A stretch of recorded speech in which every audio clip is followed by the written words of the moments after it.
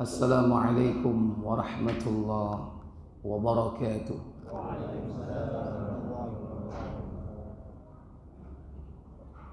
Innal hamdalillah nahmaduhu wa nasta'inuhu wa nastaghfiruh wa na'udzu billahi min sururi anfusina wa min sayyiati a'malina. Man yahdihillahu fala mudilla lahu wa man yudlil fala hadiya lahu. Wa asyhadu an la ilaha illallah wahdahu la syarika lah wa asyhadu anna Muhammadan abduhu wa rasuluh. Allahumma salli wa sallim wa barik ala Muhammadin sallallahu alaihi wa ala alihi wa ashabihi wa man tabi'ahum bi ihsanin ila yaumiddin, amma ba'd. Puja dan puji syukur kita panjatkan hanya untuk Allah semata yang telah melimpahkan nikmat kepada kita semua. Dimudahkan kita pada malam yang berbahagia ini berjumpa kembali dalam satu majelis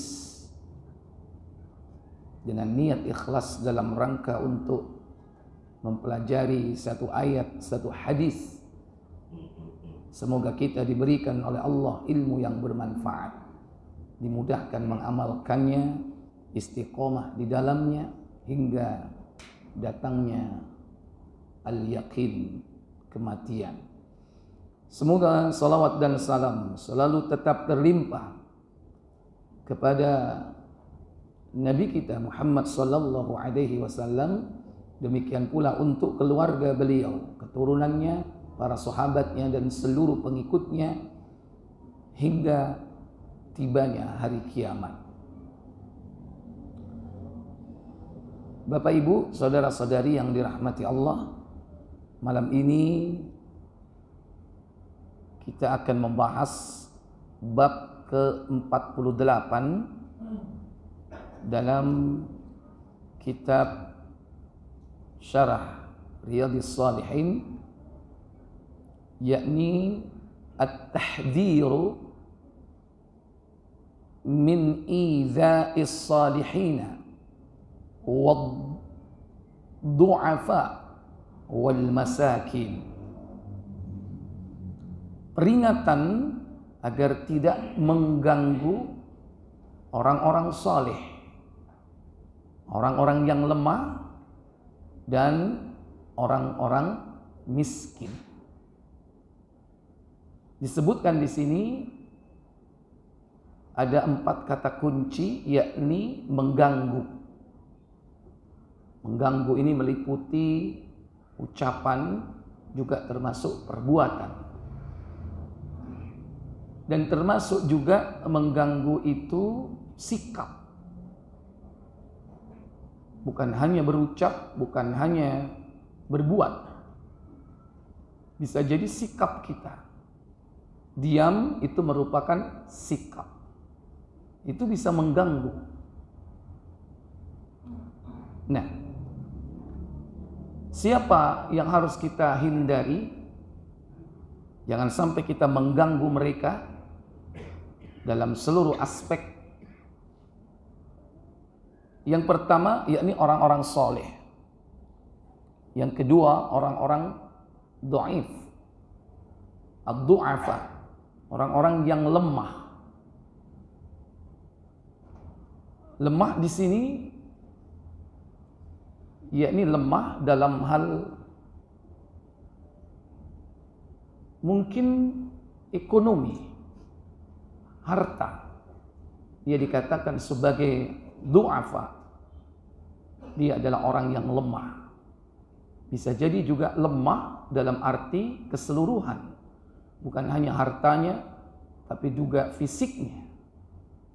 Bukan hanya fisiknya, tapi juga jiwanya. Lemah secara keseluruhan. Bisa jadi juga lemah akalnya. Termasuk orang yang mungkin barangkali memiliki cacat mental. Mungkin termasuk debil, imbisil, idiot. Entah cari istilah apa itu. Yang jelas itu bagian dari lemah akal atau mental. Ini tergolong daripada orang-orang yang dhaif, lemah. Nah, umumnya itu kategori lemah yang bisa kita jumpai sehari-hari, yakni lemah dalam hal sosial dan ekonomi. Strata sosialnya rendah, ekonominya juga lemah. Ini termasuk kelompok yang jangan sampai kita mengganggunya. Wal masakin, dan juga orang-orang miskin. Nah, kalau ini miskin jelas, yaitu miskin dalam hal harta. Yanbaghi 'alal muslimi ay yamna'al 'adha 'anil muslimina wa bi khassatil ad-du'afa wal masakin. Hendaklah bagi seorang muslim mampu mencegah dirinya dari mengganggu orang-orang muslim. Khususnya mereka adalah orang-orang lemah dan orang-orang miskin. Wa man la nasirul lahu illallah tabaraka wa ta'ala. Dan juga orang-orang yang tidak memiliki penolong kecuali hanya Allah penolongnya. Ini lebih berhati-hati. Karena kalau dia tidak punya siapa-siapa yang bisa diandalkan dalam hidup ini, terakhir yang diandalkan hanya Allah. Makanya kadang ada orang kalau dizolimi, mesti apa? Terakhir dia mengatakan, pangeran boten sari. Pernah dengar seperti itu? Allah tidak tidur. Artinya saking sudah seringnya dia dizolimi dan tidak bisa berbuat apa-apa. Cuman dia hanya berharap kepada Allah, bersandar kepada Allah Jalla wa'ala. Kalimat itu sederhana memang, tapi relevan dengan Al-Quran. La ta'khuduhu sinatu wala naum. Allah tidak ngantuk dan tidak tidur.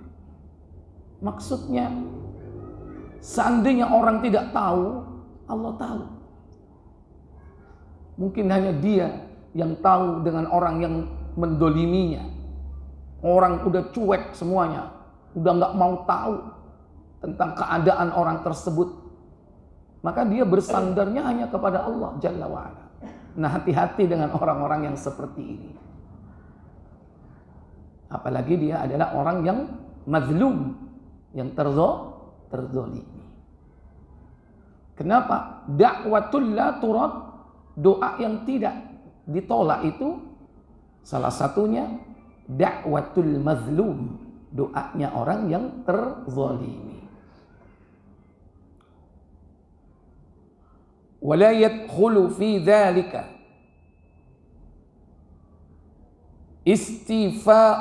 istifa'il huquqi au iqamatil hududi, dan tidak termasuk dalam perkara tersebut, yakni dalam pemenuhan hak-hak manusia atau dalam menegakkan hukum-hukum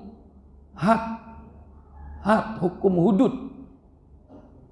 Maka al-gojo ketika mengeksekusi itu bukan kezaliman, karena memang dia diperintah oleh hakim untuk melakukan sanksi, hukuman. Maka tidak termasuk dalam kategori mengganggu, yakni bagi mereka yang memang memiliki wewenang, memiliki tugas dalam menegakkan hukum. Ketika al-gojo atau eksekutor itu mencambuk, ya, maka dia tidak termasuk dihukumi mengganggu. Bahkan bisa jadi bukan al-gojo, siapapun. Ketika hadir hukum rajam, maka siapa yang lewat boleh ikut andil melempar. Lumayan rek, suwe aku gak nyawa tuh wong gitu.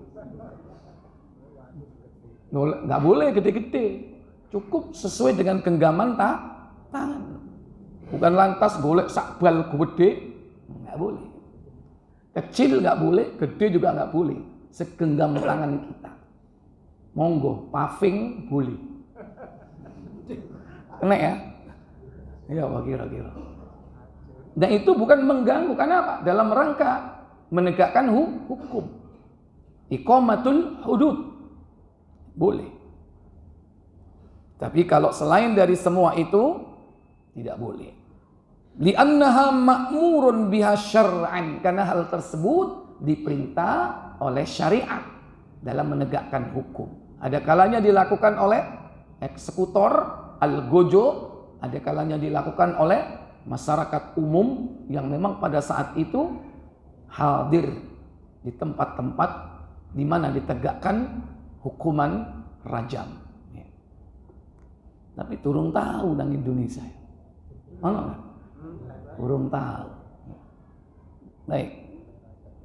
Qala Allah Ta'ala, firman Allah Ta'ala dalam surah Al-Ahzab 33 ayat 58, walladzina yu'dzunal mu'minina wal mu'minati bighairi maktasabu faqad ihtamalu buhtanan wa ithman mubina.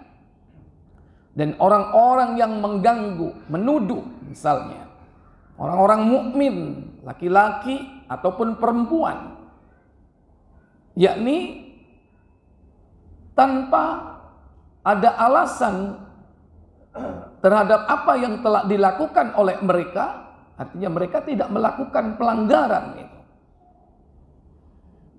Faqat, maka sungguh dia ihtamalu, menanggung buhtanan, yakni kebohongan, kedustaan.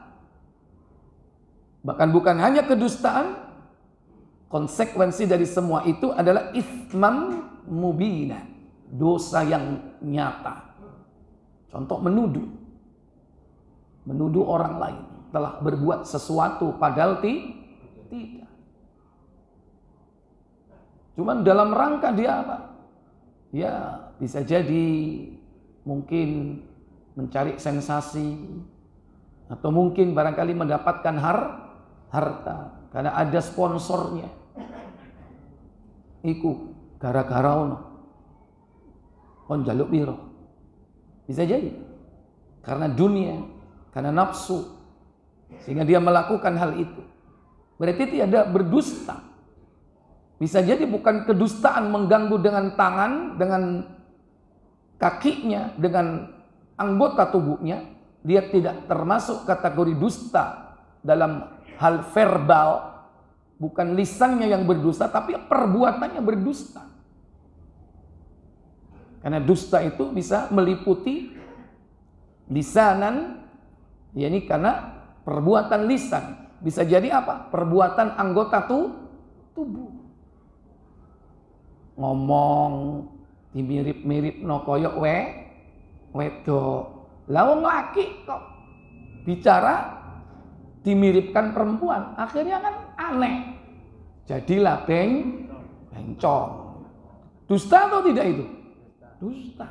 Kan hati-hati niru-niru. Wong lanang kok gawe androk, rok, ya itu dusta. Dia nggak perlu ngomong dengan lisannya, tapi dia berdusta dengan apanya? Dengan perbuatannya. Karena dia menyerupai lawan jenisnya. Yata'awwadullahu alladhina yantasibuna ilal mu'minina wal mu'minati. Allah mengecam, yakni orang-orang yang menuduh orang-orang mukmin laki-laki dan perempuan. Mahum bara'um minhu, padahal mereka sama sekali tidak berbuat hal itu, berlepas diri dari perbuatan itu. Lam ya'maluhu wa lam yaf'aluhu, mereka tidak melakukannya juga tidak mengerjakannya. Ala sabilil aibi wa tanakkusi lahum, tapi mereka melakukan itu dengan tujuan untuk menimpakan aib, celah, dan juga kekurangan terhadap mereka, yakni orang-orang mukmin dan orang-orang mukminat. Jadi tujuannya apa? Membuat supaya dia ini namanya hancur. Nah, kalau istilah sekarang ini persekusi.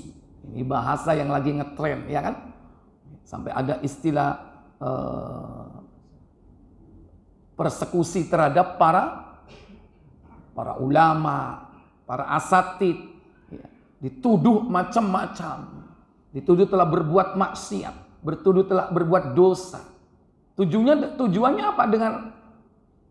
Dengan menghancurkan nama baiknya, supaya dia tidak menjadi tokoh yang dipanuti, diikuti, ditaati, yakni nasihat-nasihatnya. Caranya bagaimana? Dengan menjatuhkan nama baiknya. Dan inilah yang disebut dengan pembunuhan karakter. Yang ini banyak dilakukan oleh orang-orang kafir, termasuk juga orang-orang munafik. Pembunuhan karakter. Dan itu sudah dilakukan oleh Yahudi. Yahudi itu hobinya membunuh.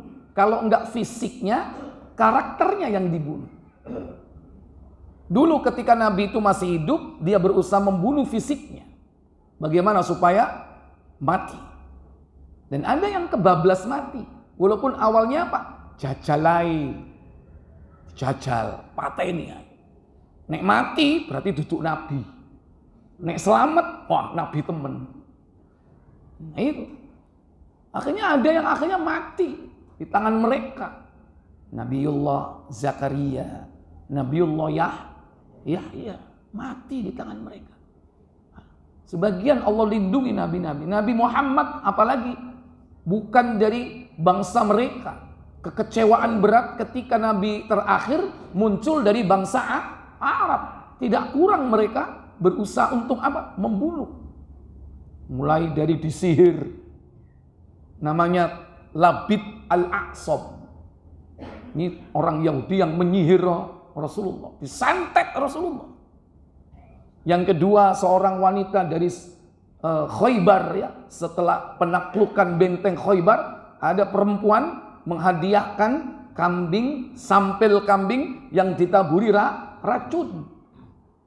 Wanita ini dengan cara disantet gak kena, cara halus, cara kasar. Dan sebelumnya sudah ada upaya pembunuhan.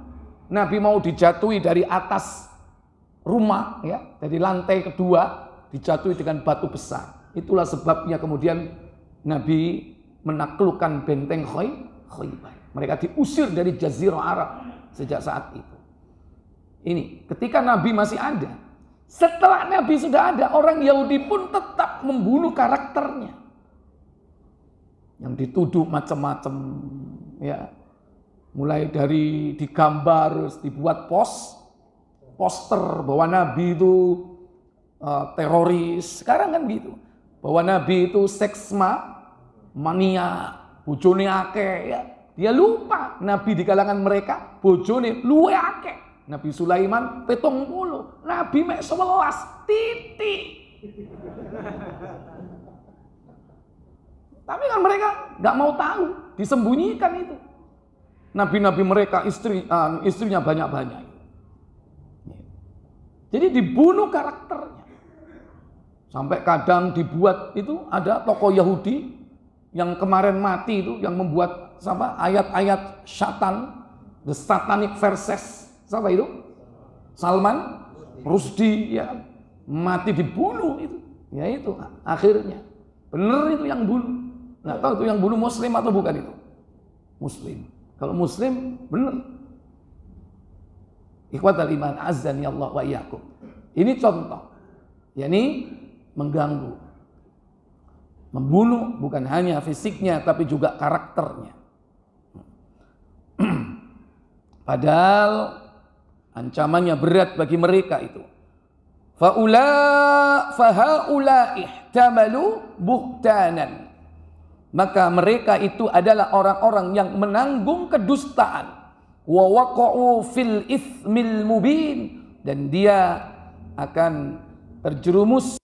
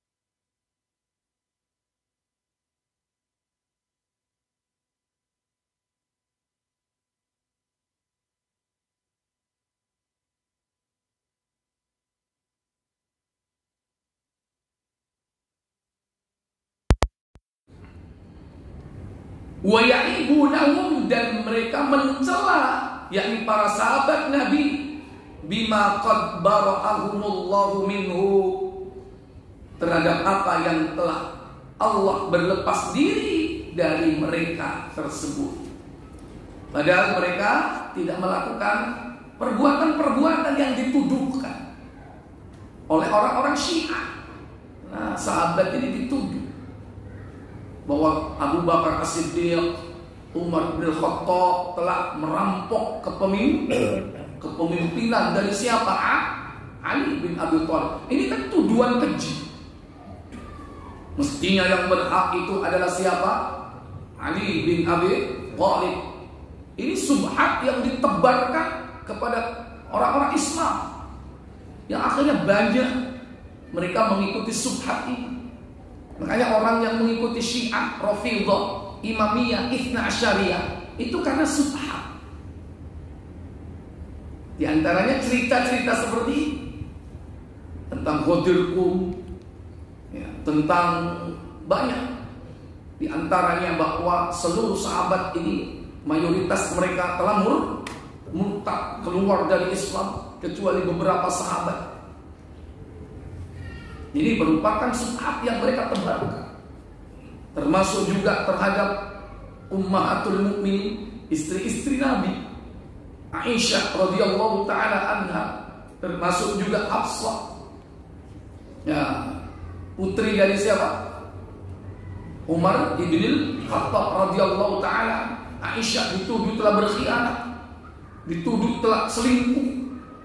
Ini adalah tuduhan-tuduhan keji yang dilakukan oleh orang-orang Syiah, Rafidhah.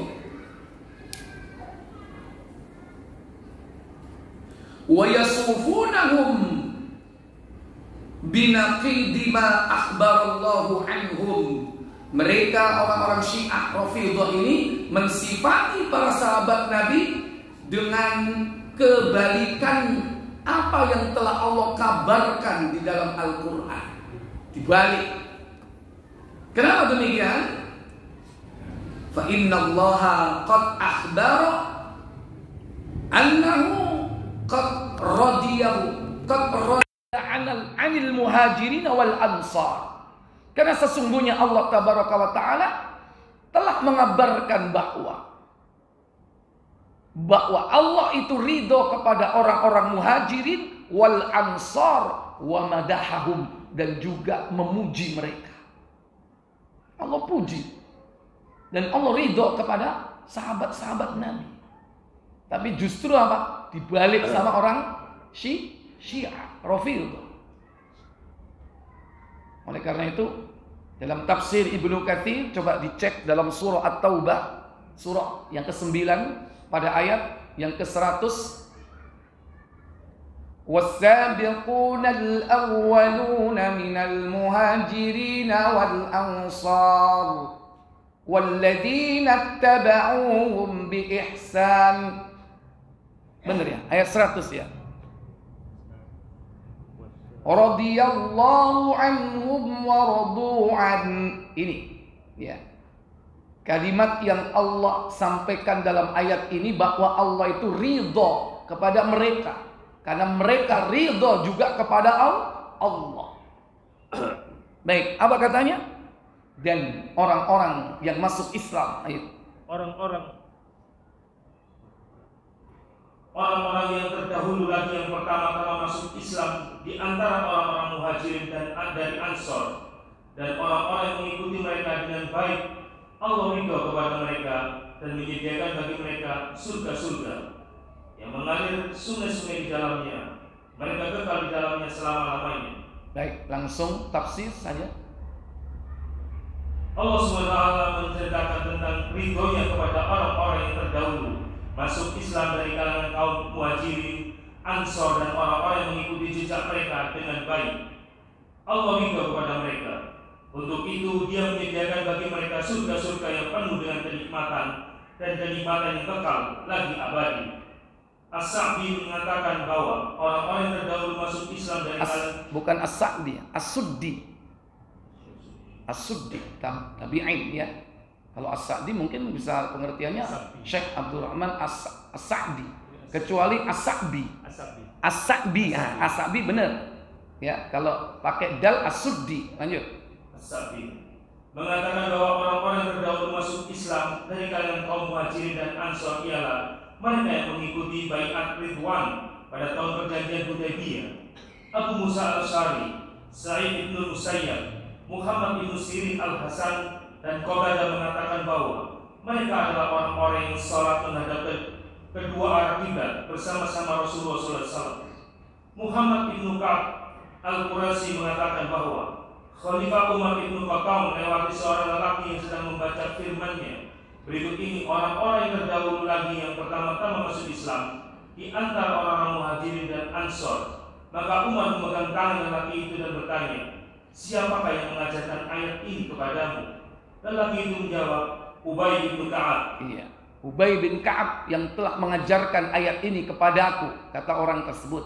Ketika orang ini membacakan ayat surah At-Taubah 100 di hadapan Umar bin Khattab. Lantas Umar bin Khattab, apa komentar beliau? Umar berkata, "Kamu jangan berpisah dariku sebelum aku hadapkan kamu kepadanya."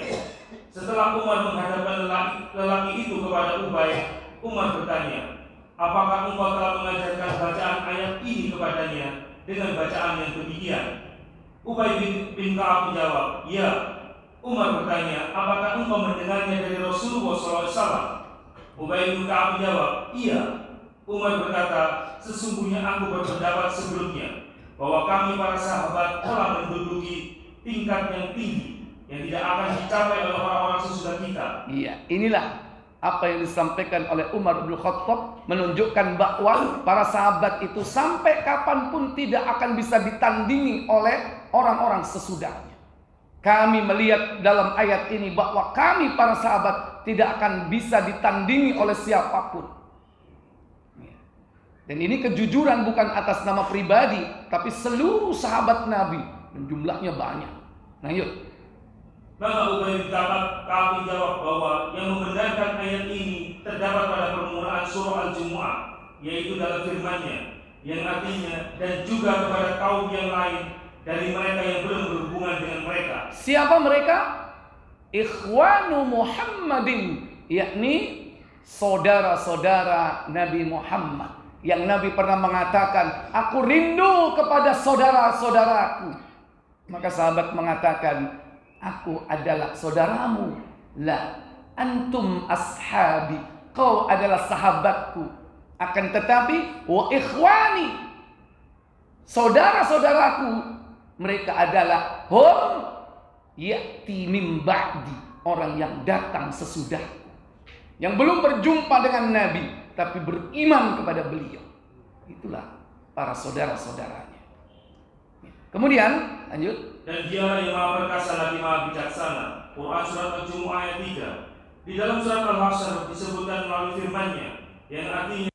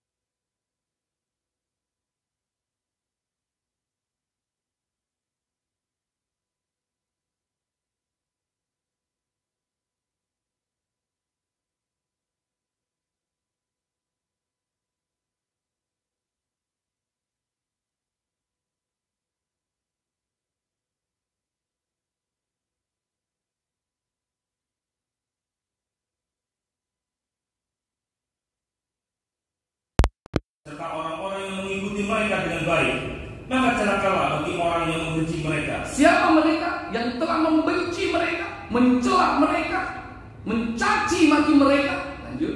Mencaci mereka atau membenci dan mencaci sebagian dari mereka, terlebih lagi terhadap penghulu para sahabat sesudah Rasul SAW. Siapa penghulu para sahabat Nabi yang juga dicaci, termasuk menjadi korban caciannya, yaitu dan yang paling baik serta paling utama di antara mereka, yaitu As-Siddiqul Akbar.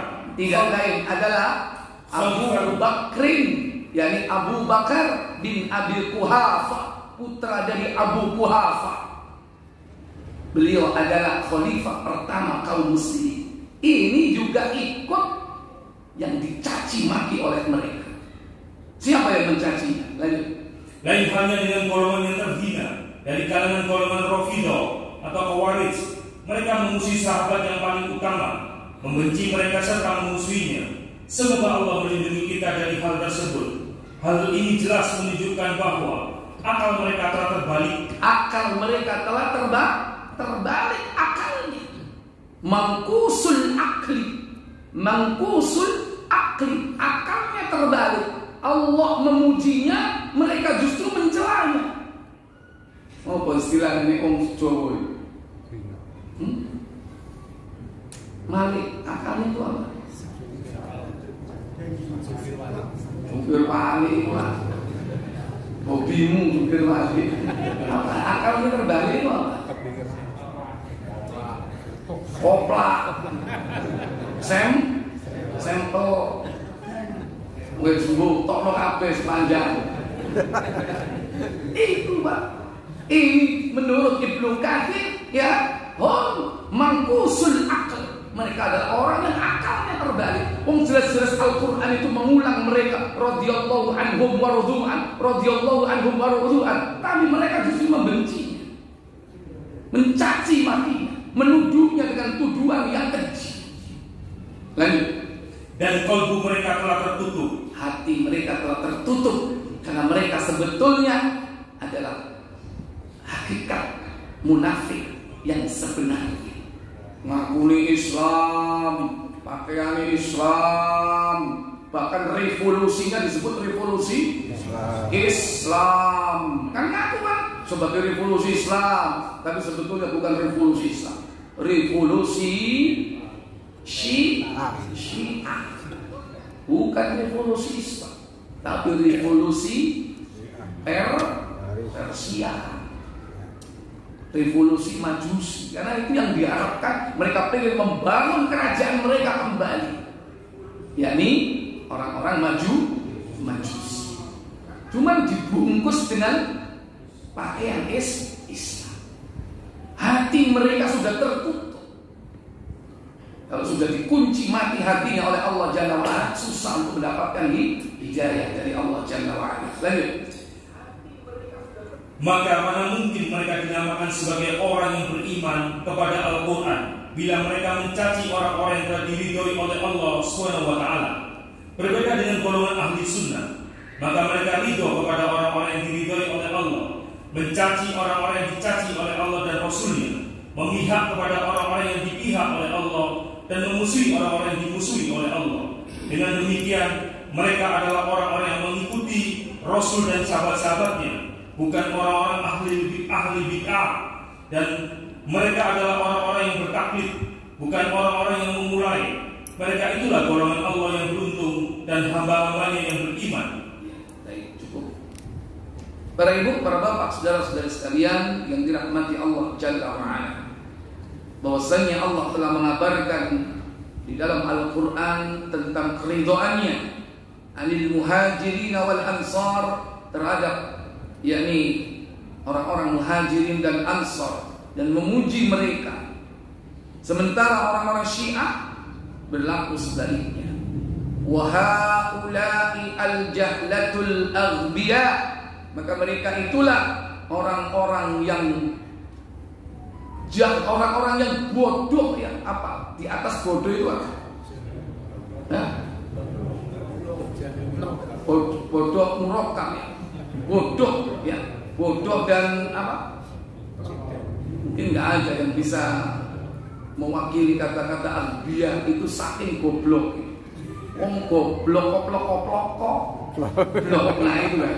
Karena Jawa kan suka ngono, ditekannya goblok begitu. Sampai begitu. Ya, saking nemen. Di mana mereka yasubbunahum, mereka mencela para sahabat. Wa yantaqisunahum, dan juga mencaci maki mereka. Wa yadhkuruna anhum ma lam yakun wa la fa'aluhu abada, dan mereka menyebutkan tentang apa-apa yang tidak pernah mereka lakukan selama-lamanya.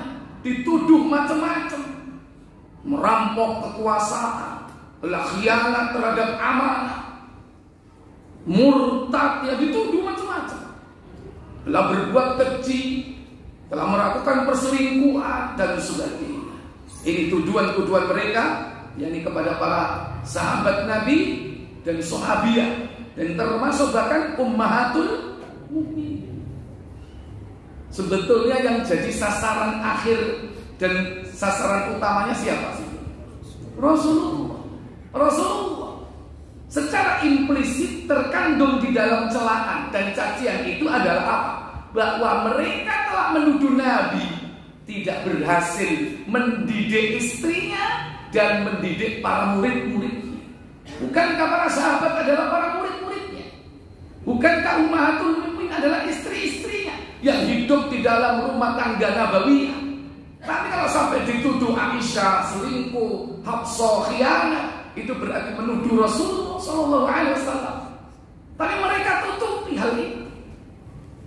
Sama dengan orang munafik yang kalau ketemu Rasul SAW bahwa engkau adalah Rasulullah. Innallaha ya'lamu innaka la Rasulullah. Allah tahu engkau adalah Rasulullah, Rasul. Di hadapan Rasul seperti itu. Tapi di baliknya mereka tidak percaya bahwa beliau adalah utusan Allah. Inilah yang disebut dengan apa? Idharul iman wa ibtadul kufri, menampakkan keimanan dan menyembunyikan kekufuran. Dan itulah hakikat daripada munafiqun, orang-orang munafik. Maka contoh yang paling mudah hari ini, zaman ini, munafik itu mereka tidak lain adalah Syiah, Rafidhah, Imamiyah, Isna Asyariyah. Dan kemudian diikuti oleh kelompok-kelompok sesat yang lain, yang mereka sebetulnya tidak beriman kepada apa yang dibawa oleh Nabi Sallallahu Alaihi Wasallam. Oh, sudah masuk? Fadhal, silakan adzan dulu.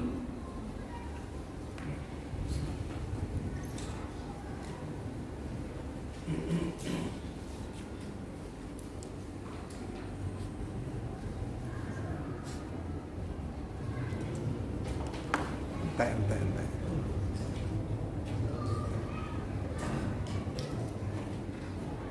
Habis, baterainya habis.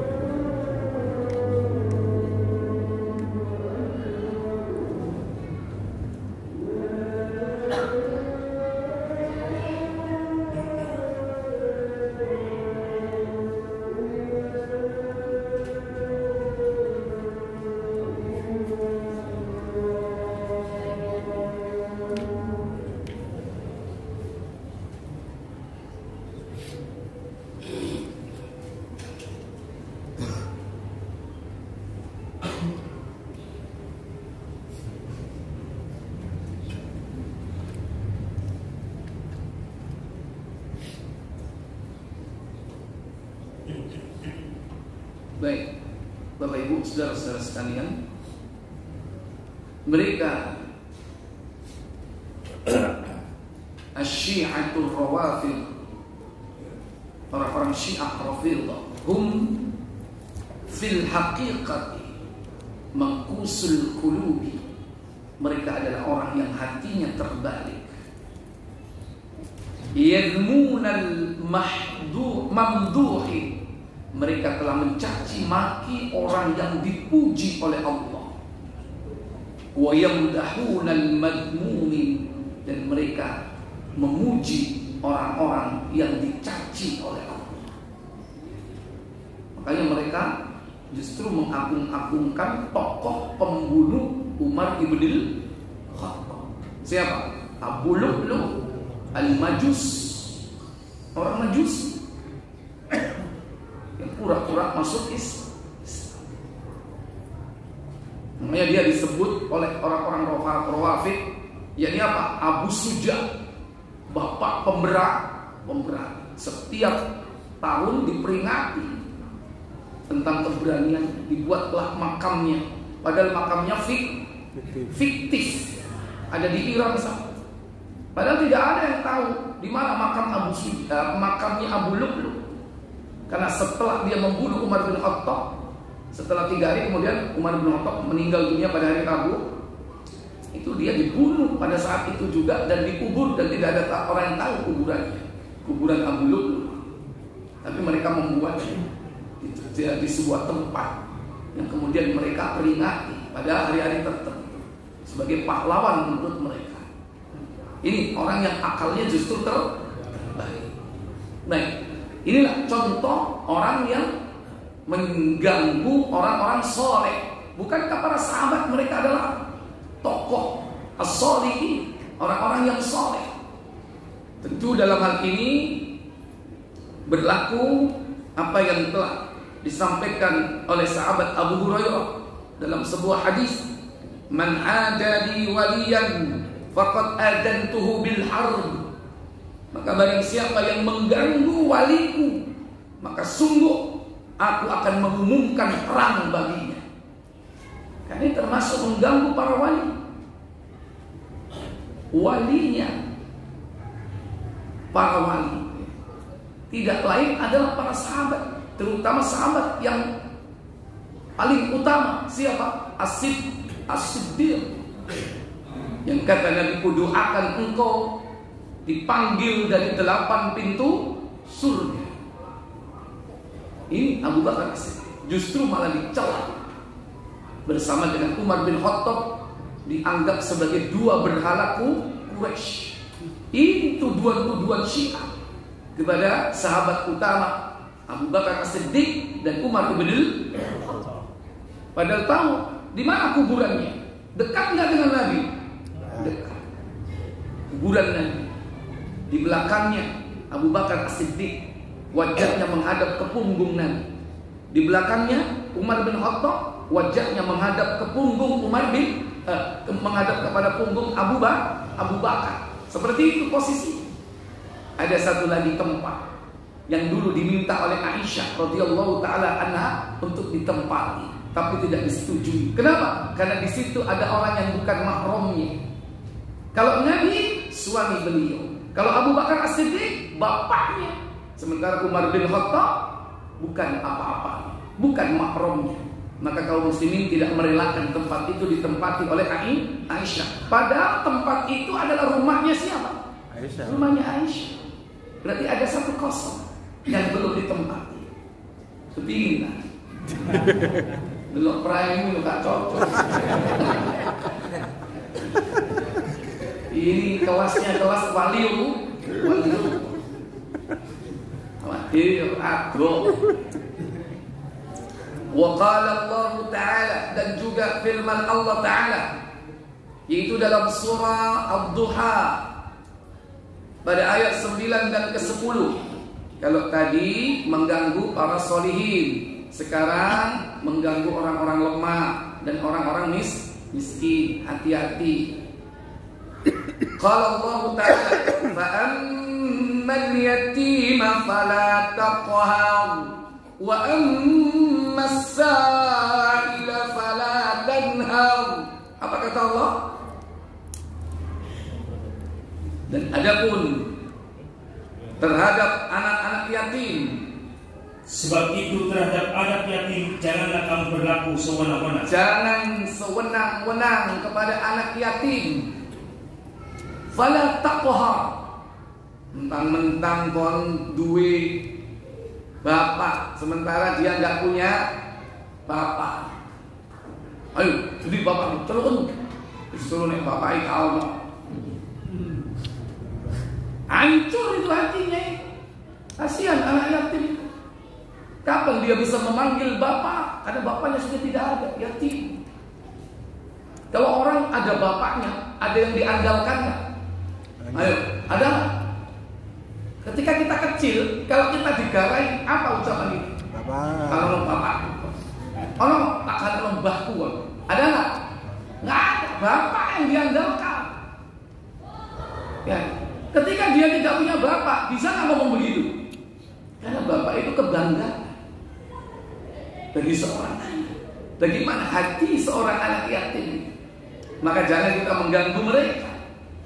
Fala taqhar, justru disantuni.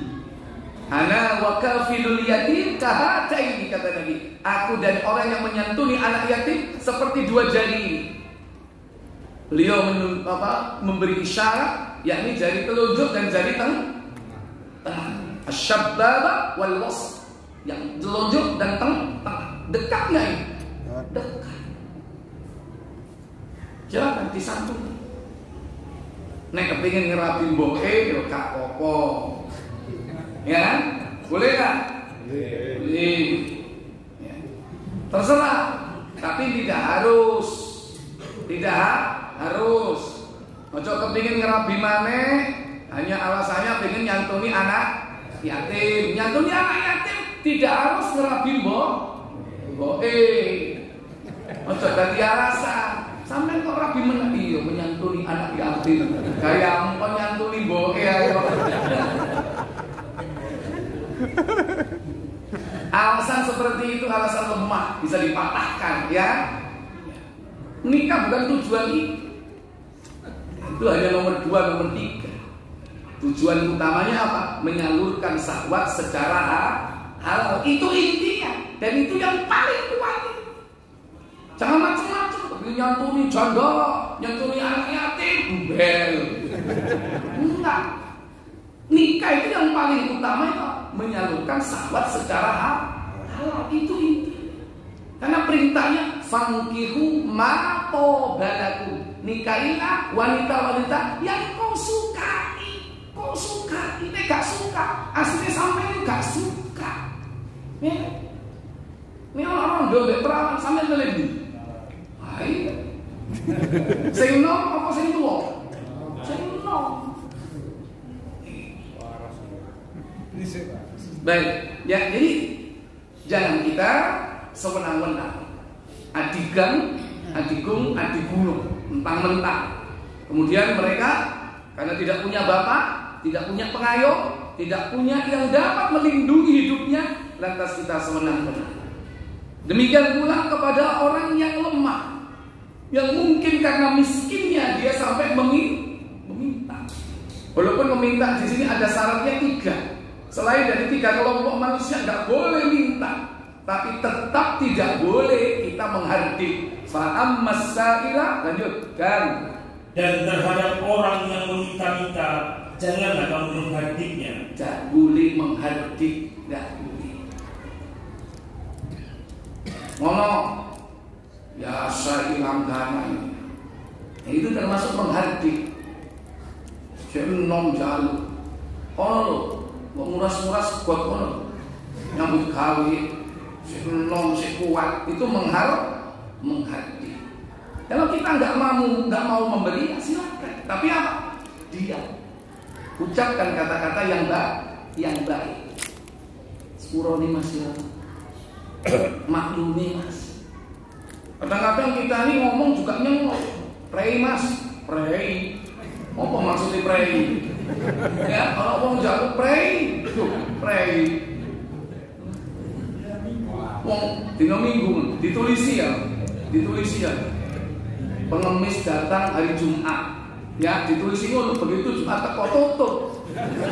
Memang tutupnya dina Jumat ya, iku mayak iki. Iku udah ngomong sih, itu termasuk di antara juga. Yakni apa? Tanpa menghargai. Ini jangan sampai kita ini menghargai mereka. Kita ini diperintah untuk mencintai mereka. Itu orang-orang miskin. Nabi itu sampai beliau itu memerintahkan kita untuk mencintai mereka. Bahkan beliau ingin dihidupkan dalam keadaan miskin. Nggak ada manusia itu yang berdoa kepada Allah minta supaya jadi orang miskin. Nabi kecuali Nabi. Kata Nabi SAW, beliau berdoa, buka Tirmidzi 2352. Tirmidzi 2352. Coba cek. Benar nggak? Dari Anas bin Malik. Silakan. Dari Anas radhiyallahu anhu bahwa Rasulullah SAW pernah berdoa. Apa doanya? Ya Allah, hidupkanlah aku dalam keadaan miskin. Allahumma ahyini miskinan. Allahumma ahyini miskinan. Hidupkan aku dalam keadaan miskin. Terus, wafatkanlah diriku dalam keadaan miskin. Wa amitni miskinan. Dan wafatkan aku dalam keadaan miskin. Wani enggak dungo koyo ini sampeyan. Iki termasuk sunnah begitu. Tapi wani enggak sampeyan. Dikai temen monting melarat temen. Ya. Sungguh pun kita berdoa seperti ini, tapi kalau Allah menakdirkan tidak miskin, ya tidak miskin. Benar nggak?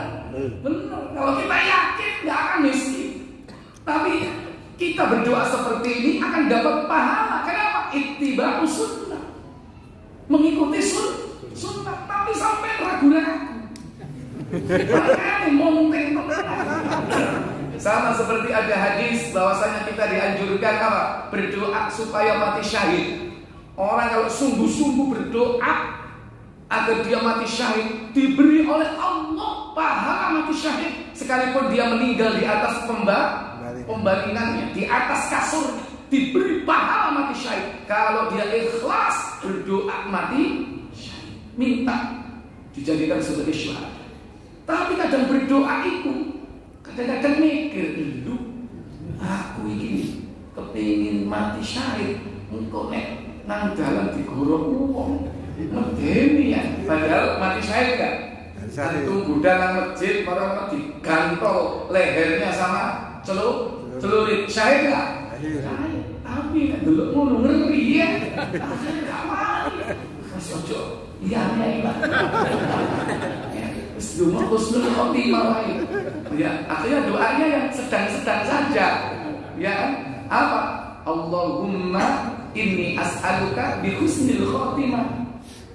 Baik Allah, beri aku kematian yang husnul khotimah. Wis iku tengah-tengah. Padahal ada yang lebih tinggi berdoa supaya mati. Sama seperti ini termasuk di antara sunnah yang dilakukan oleh Nabi SAW. Kemudian apa kata beliau? Dan bangkitkanlah aku bersama kelompok orang miskin pada hari kiamat. Wahsyurni, kumpulkan aku wahai Allah fi zumratil masakin yaumal qiyamah. Kumpulkan aku wahai Allah bersama orang-orang miskin di hari kiamat. Mendengar ini Aisyah tak terima. Limadha ya Rasul? Kenapa harus begitu? Apa katanya? Aisyah bertanya, mengapa demikian wahai Rasulullah? Apa jawab Rasul sallallahu alaihi wasallam dalam hadis tersebut? Beliau menjawab, sesungguhnya mereka kaum miskin akan masuk surga sebelum kaum kaya. Yakni di antara mereka dengan selisih waktu hingga 40 khalid atau tahun. Iya. Nabi kemudian mengatakan, innahum, sesungguhnya mereka orang-orang miskin, yadkhulunal jannah qabla aghniyaihim. Mereka masuk surga terlebih dahulu sebelum orang-orang kaya di antara mereka. Bisab'ina kharifan, terpaut jarak 40 tahun. Dalam riwayat yang lain terpaut jarak 500 tahun. Loh kok seje? Bertentangan atau tidak? Tidak bertentangan. Justru itu menunjukkan limit. Paling cepat 40 tahun, paling suwe 500 tahun. Tergantung apa? Tergantung hartanya. Karena disitulah yang menentukan, yakni lama dan tidaknya hisab. Lalu dunyomu akeh hisabnya lama. Bisa jadi mentok sampai berapa? 500 tahun. Lumayan gak ini? Suwe, liane wis jempali tangan surga. Sampai sik ngadeg kayaknya. Karena kita bisa berenang-renang di sungai surga. Mari seluruh nang madu, nang susu.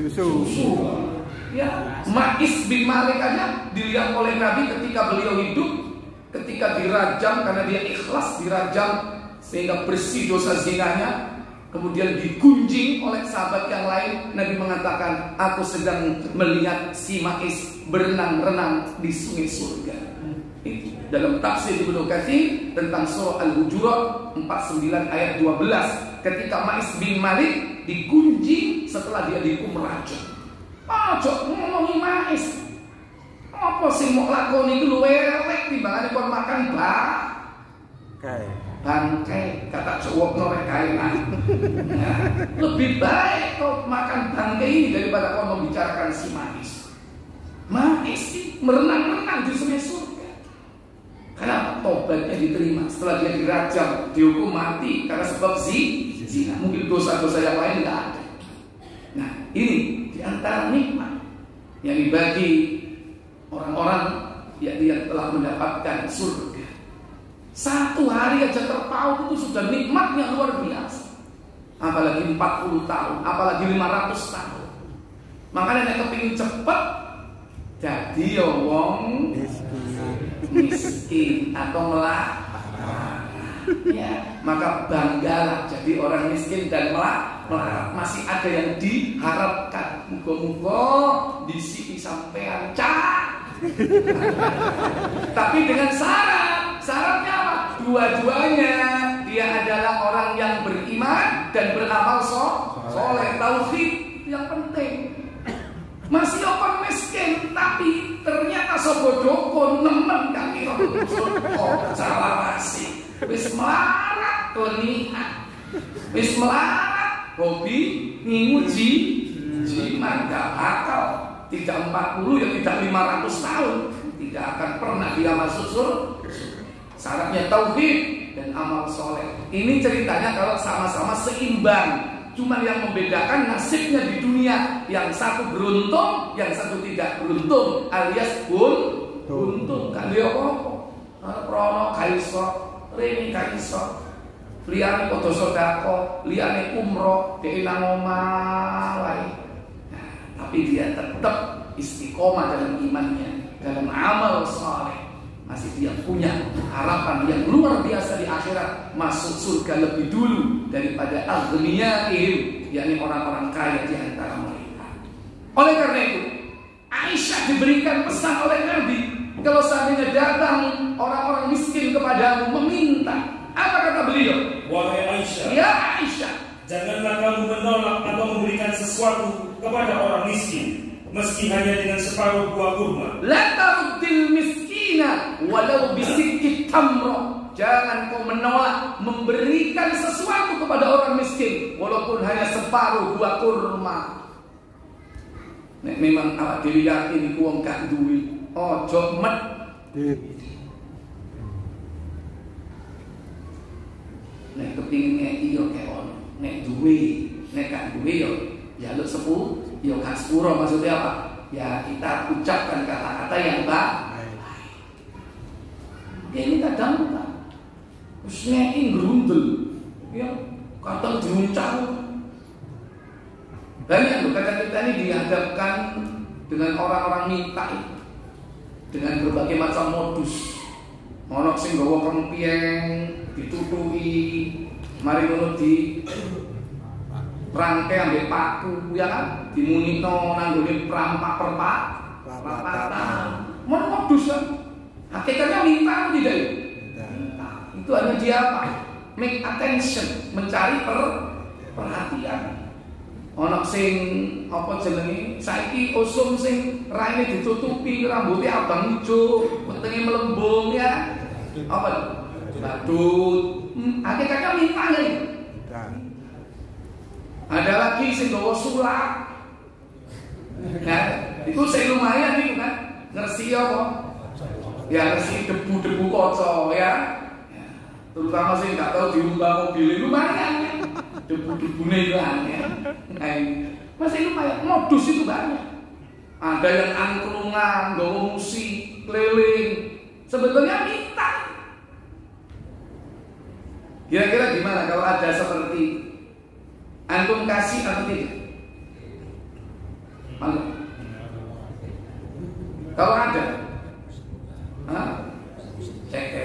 cek. Sampai nyanyi duit kan? Atau dia nyanyi waktu kita makan. Sampai makan, mari kalau pengamen, belenek nggak sampai? Halo, belenek nggak? Hati harus bisa menjaga hatinya. Bagaimana menerapkan hadis ini? Tidak menyakiti hati orang miskin. Gimana caranya? Halo, belum. Ya, soto. Ya, bang belum ini soto ya ini. Gimana kira-kira? Coba kan. Hebat itu. Jangan hanya sekedar memberi, silakan diberi, tapi diberi nasihat. Atau yang lain. Anak kecil kadang-kadang ya, kasihan. Lewe nyanyi, dibuka atau di ayo Al-Fatihah pakai 10.000 dikasih tapi dikongkon ngaji. Kau nyanyi setan. Ayo saya ki Al-Fatihah. Yo gak 10.000, kayak 2.000 wis seneng. Tapi ngomong maca Al-Fatihah. Mending kau nyanyi yo. Nek kepethuk wong kudu maca Al-Fatihah. Mau coba Al-Fatihah, yang ngerisok, soalnya ngaji, tapi karena apa? Salah asuh, salah gaul, akhirnya dia ngamen. Akhirnya pernah seperti itu Pak, mobilnya gaya langganan, Al-Fatihah, bukan saya ini Al-Ikhlas, loh, akhirnya apa? Ngaji dia Pak. Bertambah kon gak apalah Al-Ikhlas, kon nek apalah Ikhlas 5.000. Ngaji ya. Gitu cara mendidiknya seperti sama seperti ngamen. Ngamen datang ke tempat kita. Ya udah, Mas, aku gak seneng nyanyi, Mas. Apa? Al-Ikhlas sampai pakai 5.000 Al-Ikhlas. Mendidik kan? Allah.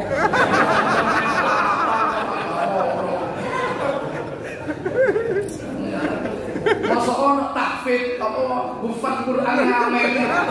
Pura-pura ngamen ku nek ditakoki mon Al-Baqarah iso ya enggak. Jadi cara mendidik dia tetap hatinya senang dapat duit tapi dapat pencerahan. Apa? Dia mendapatkan yakni ilmu dengan diarahkan untuk membaca Al-Quran. Mudah-mudahan jangan dusune. Ya, kadang-kadang ya paling tidak kita menolak. Kadang-kadang menolak sing mangane dicepet. Ono ngamen, mumpung durung teko. Sedang mulai ya. Macam-macam orang-orang ya. Yang penting jangan menghadik dengan apa? Mulut. Kita diperintahkan mencintai mereka. Jangan menolak memberikan orang-orang miskin sekalipun dengan apa? Separuh buah kurma. Kemudian apa kata beliau sallallahu Ainil masakin. Apa katanya? Wahai Aisyah, cintailah orang-orang miskin. Cintailah orang-orang miskin dan dekatilah mereka. Wa qarribhim, dan dekatilah mereka, jangan dijauhi. Kenapa demikian? Niscaya Allah akan mendekatimu pada hari kiamat. Innallaha yuqarribuki yaumal qiyamah, karena Allah akan mendekatimu kelak di hari kiamat. Sing cedek mbek wong melarat, sing cedek ambek wong orang miskin dan orang fakir. Ojo gila. Kadang itu dididik sama orang tua. Ojo cedek itu, hati-hati loh. Ya apa? Belum sikile orengan. Ya, kadang seperti itu. Ya ini termasuk cara mendidik masyarakat atau mendidik keluarga dengan pendidikan yang tidak tepat. Justru malah Nabi memerintahkan kita untuk apa? Wa hubbul masakin, mencintai orang-orang miskin. Sampai ada doanya. Yani agar kita mencintai orang miskin. Allahumma inni as'aluka fi'lal khairat. Wahai Allah, aku minta kepadamu agar dapat melakukan yang baik, wa tarkal munkar, dan meninggalkan yang mungkar, wa hubbal masakin, dan mencintai orang-orang miskin. Sampai kita dianjurkan berdoa seperti itu. Wallahu a'lam. Baik, mungkin ini yang bisa saya sampaikan. Pak, insyaallah ini sudah bab 47. Insyaallah kita akan lanjutkan 48. Insyaallah yang akan datang bab yang ke-49. Silakan kalau ada pertanyaan, saya beri waktu. Monggo.